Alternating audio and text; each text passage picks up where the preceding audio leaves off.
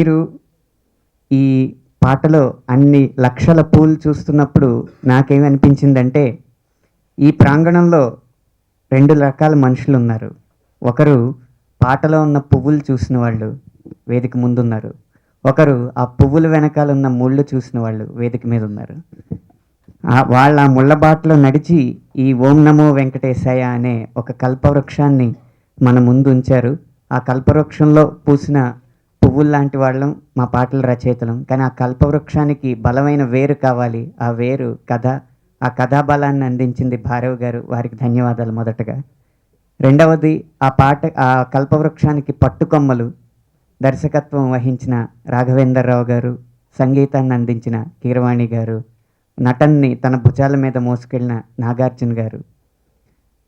అన్ని చిత్రాల్లోనూ కల్పితం ఉంటుంది, కానీ ఈ చిత్రంలో ఉన్న ఒక కల్పితం సత్యానికి అతి దగ్గరగా ఉంది. కారణం ఏంటంటే, దేవుడు ఎక్కడ అంటే మనం అలా పైకి చూస్తాం.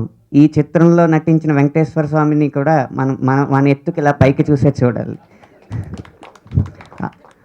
ఆ విధంగా కూడా దర్శకులు కల్పనకి సత్యానికి ఉన్న ఆ అంతరాన్ని తగ్గించి రెండింటికి దగ్గర చేసి కల్పన సత్యం అనేవి కవల పిల్లలు అన్నట్టుగా మాయ చేసి ఈ చిత్రాన్ని అద్భుతంగా మన ముందుకు తీసుకొచ్చారు.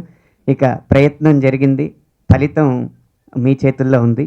అయితే ఈ సినిమాలో నేను రాసిన పాట గురించి చూస్తే, నా వయసు 32, 64 సంవత్సరాలకు రావాల్సిన అవకాశం సగం జీవితంలోనే సినిమా యొక్క పతాక సన్నివేశానికి పాట రాసే అవకాశం లభించింది.